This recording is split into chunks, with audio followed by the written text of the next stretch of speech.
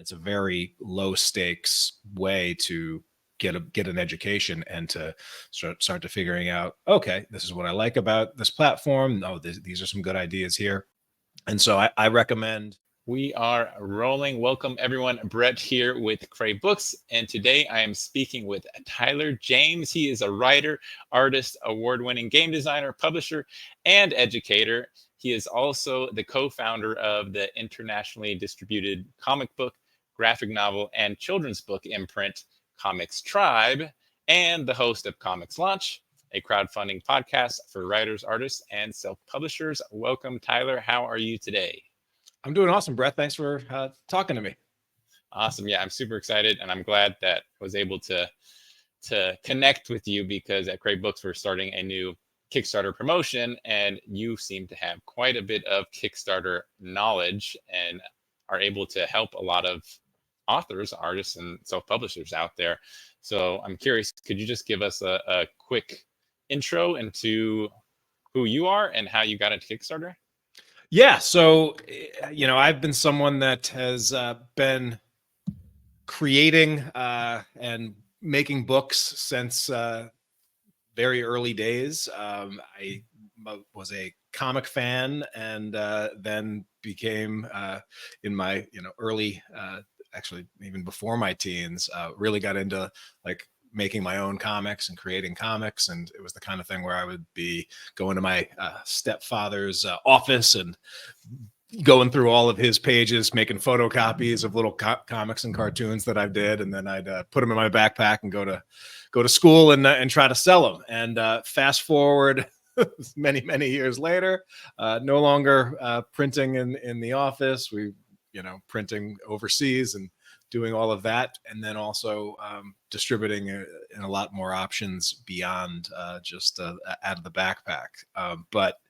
So I'm someone that has really started in this world very early on, and I've always been interested in putting things out into the world, and then studying how to do it at a better level and a higher level. So around 2012, this thing called crowdfunding and Kickstarter started getting a little bit of traction, but was still very much in the early days of like, is this really going to work? Or is this a fad? Or if this is going to work, what is it going to take? And before I was launching my first Kickstarter project, most of the projects that I was seeing launch didn't really do that well. And then, and I think the first 4 projects that I ever backed, just as like, hey, I know someone that's doing this, and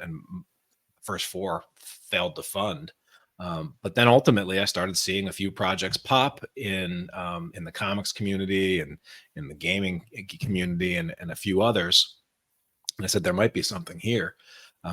And ultimately, after sitting on the sidelines for probably longer than I wish I did, finally jumped in, launched a first Kickstarter project in 2012, and that first launch had 450 backers and raised $26,000. And it was like, I'd been someone that had been self-publishing and doing conventions and trying to go to local comic shops and get books in there. And it was like in one launch in 30 days, raised more funding than I had done, since I started, all combined. Right. And so that was really eye-opening. And one of the things that I started doing in the lead up to that first Kickstarter, but also afterwards, and after that first campaign was a success, was just putting out resources on the Comics Tribe website, and the Kickstarter stuff was something that really started resonating with people. And around, between 2012 and 2015, I was taking a little bit of a step back as like artist and writer, and focusing a little bit more on publishing efforts as I was publishing other people's things. And so I spent a good amount of time just trying to do a deep dive on how to get better at this whole marketing side of things. And one of the things that it dawned on me is that would be an area that a lot of creators could use help with too. And in the comics category in particular, even around 2015, like more than half of all projects that would launch on Kickstarter would fail to fund. And I felt like at that point, I had a few more other successes, not just in comics, was also able to launch a successful children's book and was able to show that, hey, this isn't just like a fad or a one-time thing or, didn't just get lucky. This, when done right and when done well, is a sustainable platform for creators to launch, and probably for most creators the absolute single best platform to focus your initial launches for new creative work on. And so 2015 I started podcasting about specifically crowdfunding for writers and artists and publishers, and just been off to the races ever since with it. Yeah, it seems like, along with social media, these crowdfunding platforms now have kind of turned the game into like an exponential game in terms of reaching new readers and audience, which is amazing. And I think all authors should be doing, any artists, any creators in general should be looking at obviously social media and crowdfunding platforms to help them get started. And when they're getting started, is there any research that you recommend these creators doing before they launch their campaign? Yeah. So one thing that I think creators should really take to heart is that Kickstarter or Indiegogo or BackerKit, these aren't just platforms, they are actually communities, which is a little bit different than, say, an Amazon or just a random online sales platform. And so one of the first things that you should do, one of the first keys to success, is you should join that community. You should participate in that community. You should understand what it's like to be a backer before you launch your own Kickstarter projects or your own crowdfunding projects. And, I do occasionally from time to time when my schedule allows it, I'll do, one-on-one short 30-minute strategy calls. And a lot of the creators that book those calls are first-time creators. And I would say at least half of them come to me and they're like, yeah, I really want to launch this Kickstarter project, got all these ideas. And one of my early questions is, well, have you backed a Kickstarter project before?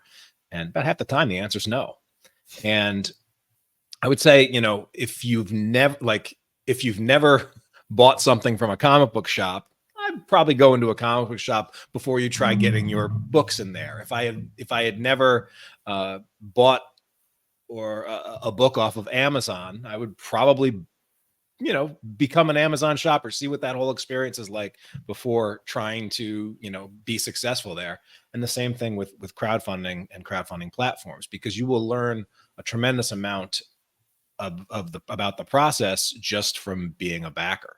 And it's a very low stakes way to get an education and to start to figuring out, okay, this is what I like about this platform. Oh, these are some good ideas here. And so I recommend, and I know a lot of times indie creators, especially, hey, we're on a budget, we're putting, we're working a full-time job, but this is a side passion project that I'm putting all of my extra dollars into. So don't necessarily have a lot of money to go out and, back all of these other projects. And so one of the things I say is, okay, fine, just, back 10 projects for $1 a piece. Make sure that all of those projects are sort of in your genre or similar in some fashion or connected in some fashion to the kind of thing that you would ultimately like to launch. And just in doing that, you'll be on the inside of the backer perspective. You'll get that project creators updates, and you'll be able to see the process from that. It's gonna really ingrain you into the community and make you start getting your education up. So that's sort of the first level, the base level of research. And then beyond that, I would then dive into resources on crowdfunding in general, and also crowdfunding specific to the niche or the category that you are focused on, because they are different.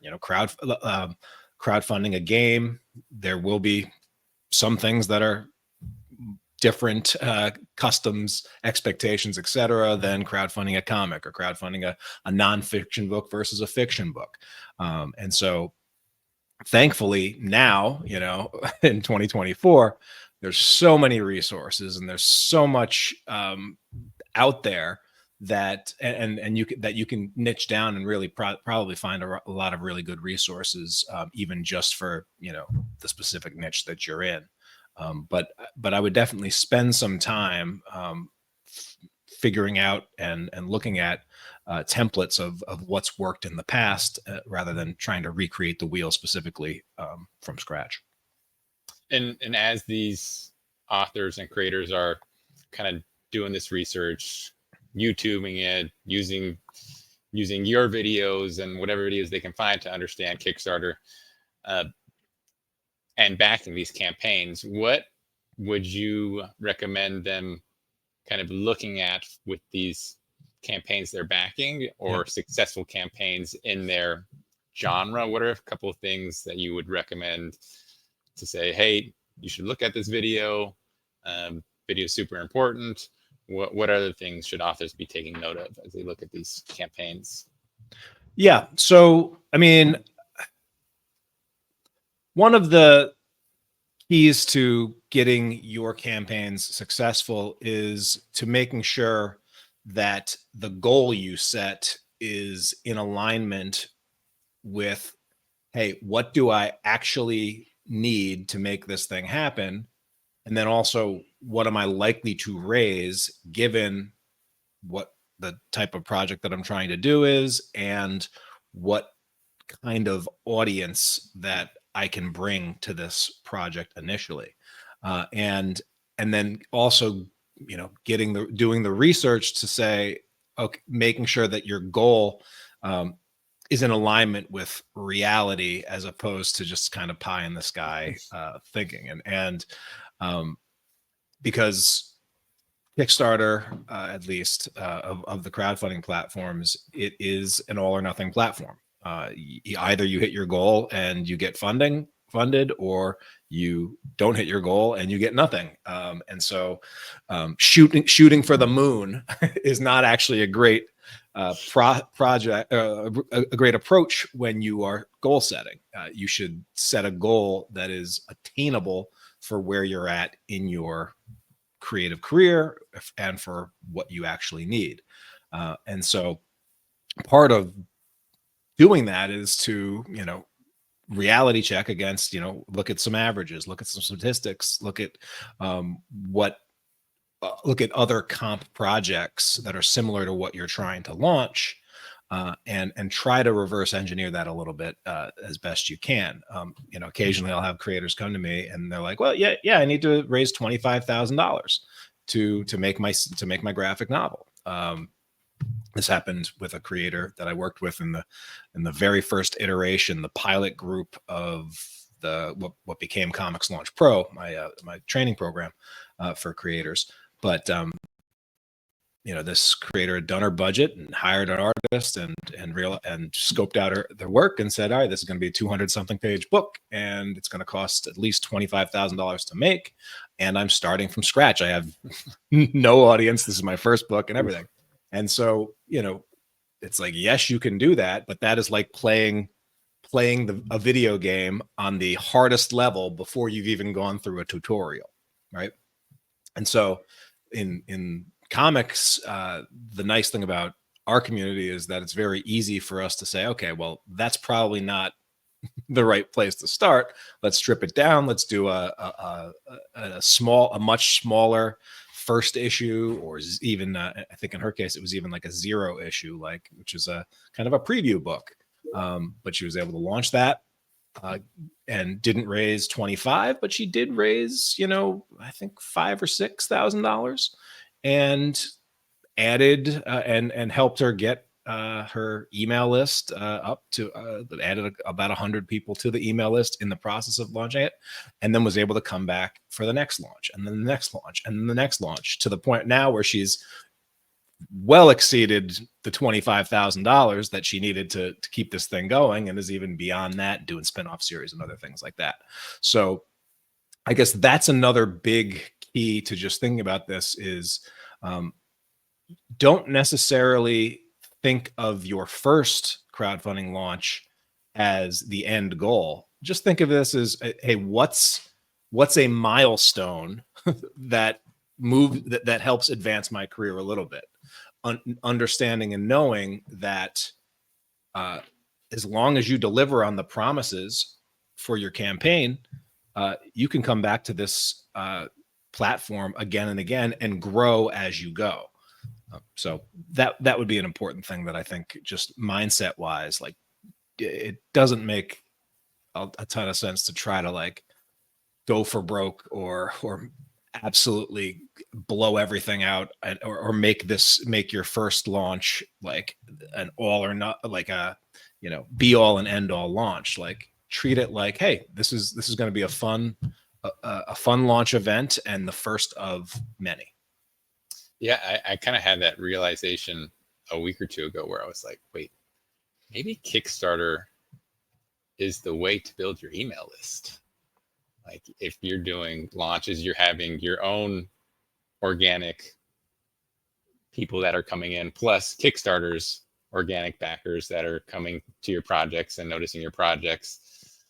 So maybe this is the way to build your email list, and you build on each project, like you said, without having unrealistic expectations, which... And you're very much on it. And depending upon, a lot of times, one of the advices that I give the creators that I work with is, I don't want anybody launching their Kickstarter project without at least 100 people on their email list.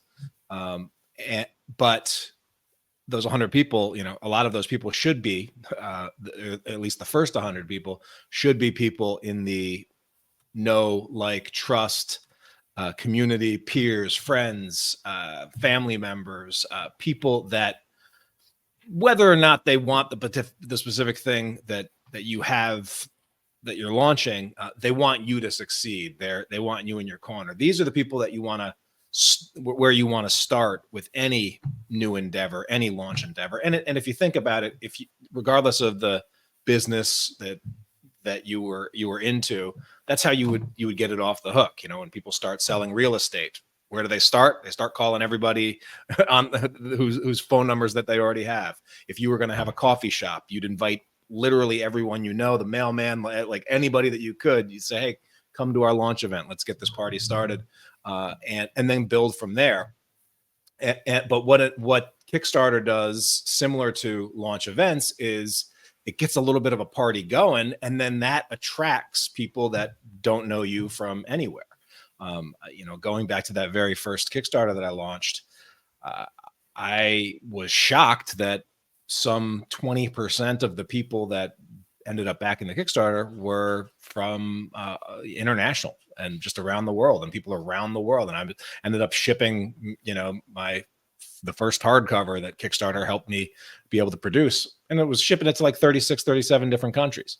And that was clearly something that was unexpected, and then also, but has now become expected. Just like after the Kickstarter campaign is over, one of the easiest, most no-brainer questions that you can ask in your Kickstarter survey when you send it out is, hey, do you want to join my email list? Sometimes it helps if you say, include a thing or two that they'll get for joining that email list. But most creators get like a 70 to 90% yes to that question when they do it. And they can find that, it's pretty easy to consistently grow your list with not just leads, but customers, which are the most highest quality forms of folks to add to your email list. So yeah, Kickstarter for list building is definitely something that creators should keep in mind. And also why, as long as that first thing that you're launching isn't, an ungodly goal or a massive project, you don't necessarily, like, I wouldn't necessarily wait until you had, thousands of people on your email list to get a launch off.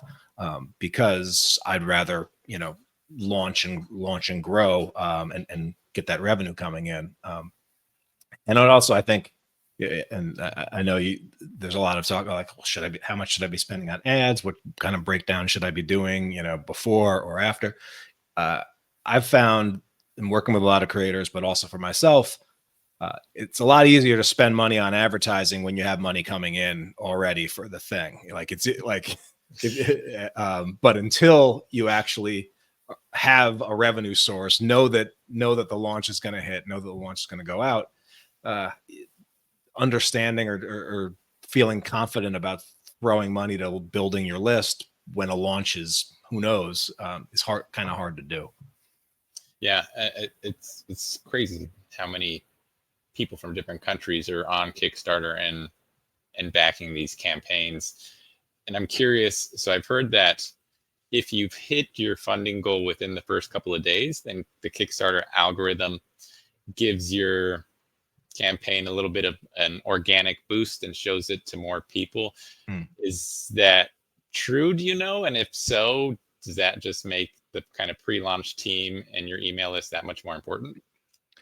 So, I mean, pre-launch is important. The analogy that I like to use is that Kickstarter is the venue, but you, the creator, are in charge of your guest list. But it's kind of like a club that, you're like a club that you rent out from 6 to 8, right? You can get the party going, but those are your people that are coming out there on day one, either from your email list or people that you got to hit the notify me button, or in a lot of cases, if you're serializing, past backers getting notified that you have something new. And then that warms it up. But if there's a party going on, if funding's coming in, if there's activity, if the project is good, well, that's going to send signals throughout the Kickstarter ecosystem, and you're going to, attract a lot of other people jumping in to join the party and to join the club there.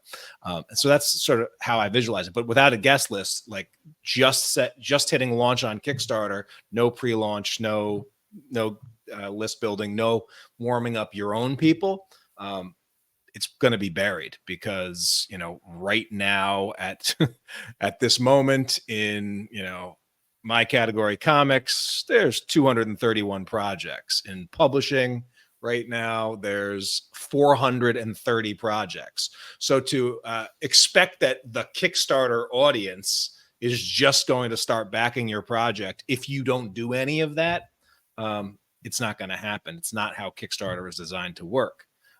It's always, there's a Buckminster Fuller quote, don't fight forces, use them. And it's important to know, like, all right, how are platforms rewarded? Kickstarter, of I think all of the other ways that you could potentially sell a book, it's probably the most egalitarian, in that you and I get the same tools, the same page layout, the same ability to set up a page. You and I do, as well as the biggest publishers on earth that can also use Kickstarter, and they all get the sort of same thing. They get the same real estate, they get the same listings, they have the same constraints. But ultimately, Kickstarter only makes money on projects that fund, and so it is in Kickstarter's best interest to push and promote the projects that are going to make them money, and I wouldn't say bury, but not rise to the top those that aren't. And so that's why the guest list idea, the idea that you're going to get the party started, like you're in charge of the kindling and lighting the match, and then there will be that you have the opportunity to draw people to your project on the platform and get discovered by new people.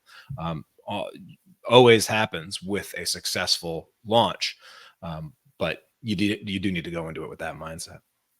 Yeah, kind of similar to if you weren't using Kickstarter, you need to have a pre-launch for your book, and don't expect to not have one and just have it become a bestseller on day one. Yeah, absolutely. But one of the I think the thing that on a lot of other platforms, like at Amazon, like a lot of those strategies are like, all right, we're releasing it free, or it's 99 cents, or it's like, and the Kickstarter is the platform where, regardless of the size of your audience, it is a revenue maximizer. And so that's why, like, even if you are going to launch on Amazon and do like a traditional Amazon launch, I would always have at least a Kickstarter launch for the product that you're ultimately going to produce.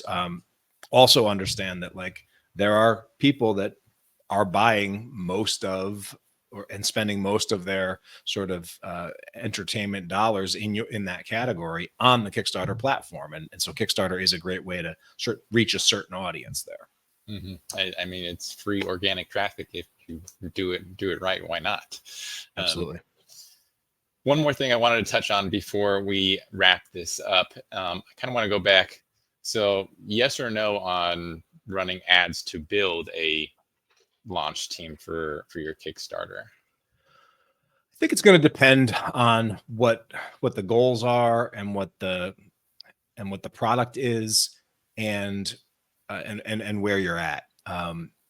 So, I actually attended a class presentation by Kickstarter's new performance marketing team. Kickstarter is actually opening up in-house a digital advertising agency that is in beta right now. But basically they'll run ads for your Kickstarter projects. It's an additional sort of thing that you'll do, optional, etc. But they do sort of call out that in order to make ads work for Kickstarter and crowdfunding campaigns, your project does need to have a average pledge level high enough so that there's a decent shot that you could hit a 2 to 4 return on ad spend. And so sometimes, people in my world, like, people's average pledge level for a comic book might be, as low as $15, $10 or $15, or doing digital only. And it's like, and you're selling a $5, ebook, and you don't have higher end pledge levels. It would be very hard to even to run ads directly to your Kickstarter page and make that make sense. Also, I don't personally love the idea of running ads to like from Facebook or Meta or Google to a Kickstarter pre-launch page, simply because you'll get a lot of people that aren't Kickstarter users or might not be logged into Kickstarter. And if you're not logged into Kickstarter, that ad like redirects and it's like log into Kickstarter. And that's just like, one of those high bounce rate situations. It's not like you have a well-crafted landing page or something like that. And there's also very limited for Kickstarter pre-launch pages, the editing abilities are very limited. So creating a really high converting Kickstarter pre-launch page that goes to like a wide public wouldn't be the best idea. Now, I am someone that has had a lot of success building an email list, giving away free versions or previews in exchange for an email.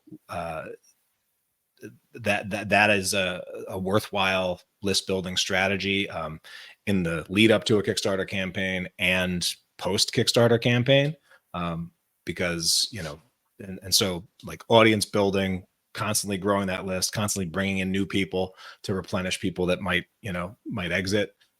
That's just a good business practice, but it becomes easier to do after you have at least one launch under your belt. So a lot of it, what kind of budget you would put in before a campaign launches kind of depend on the expectations of the launch. But for, I think, a lot of first-time authors or first-time Kickstarter creators, focusing on organic strategies and just looking at this first launch as like, hey, we're getting our feet wet, we're getting practice with the Kickstarter platform, and then we're going to build this over time, I think is the attitude that most of the creators that I end up working with are going for. Now, if you have a $100 board game that, yeah, and you're shooting for $100,000 launch, well, yeah, you might be looking to spend $5,000 to $10,000 just on list building and lead building in advance of that. But so sometimes it really is the expectation game of what you have, what kind of risk you're willing to put into it, and what kind of runway that you want for this thing. Yeah, I think definitely a long-term approach is the way to succeed on Kickstarter. I'm glad that you mentioned that you don't like to run ads, because if people aren't signed in, then they have to go sign in, and that just kills the customer journey right there. Yeah. Because I was thinking, should I run ads to my landing page or directly to the Kickstarter page? But now thinking about that changes the game. Well, we have barely scratched the surface, and I have so many more questions, but let's wrap this up before we get too far into this. Where can people find you? Yeah, so I'll give just three little resources or takeaways for people. First, if you're a podcast listener, ComixLaunch, COMIX Launch is a weekly podcast. We come out a new episode every Sunday. And so that's the easiest thing to do. Just subscribe to the ComixLaunch Podcast, wherever you listen to podcasts, and you'll get tips on crowdfunding, strategies, audience building, tips, tactics. We talk mostly in the comic space, but we also do cover publishing and other endeavors. But it's a great place to start. I also put together a roadmap for writers and artists. That is just a free strategy roadmap. If you go to comixlaunch.com/roadmap, that is just a easy downloadable PDF that covers the sort of 7 keys to getting off to a strong start with your Kickstarter. And then I also put together a free 1-hour masterclass that I give that people can register anytime they want. comixlaunch.com/class is a great place to learn the system that I use and that I try to teach to other creators. It goes over for about an hour. There's some Q&A, and then we'll also talk about some of the other things that we do to support creators. But yeah, those are the main things. And then also, not just talking about it and teaching it. I'm always in the trenches, and so I have 3 more projects coming up this summer into fall that will be crowdfunding, including. My very first Kickstarter project was an anthology called Oxymoron, Volume 1, about a serial killer obsessed with contradiction and all of his stories. And one of the things that we did as a stretch goal in that very first Kickstarter was greenlight a Volume 2. Well, it's been 34 other Kickstarter projects, well over $1 million raised, but I'm finally fulfilling that stretch goal by launching the second volume of Oxymoron, Volume 2, which will be on Kickstarter this summer. So excited about that. I think that would be a perfect opportunity for authors who haven't used Kickstarter to back and see your process and how you do it. Absolutely. Yeah, that's success leaves clues, and there are a lot of really strong creators out there that do cool things. And so, learning from creators that really are veterans at this, you will pick up tools and strategies just by having your pencils open and paying attention. So yeah, welcome aboard any folks to check out what we're doing when we launch. Awesome. Well, we'll put your links in the description of this video, so everyone go and check out what Tyler has to offer. Lots of good free stuff there. And Tyler, thank you so much for coming on and chatting about Kickstarter, and let's do it again sometime. Absolutely, Brett. And best of luck with your projects and your upcoming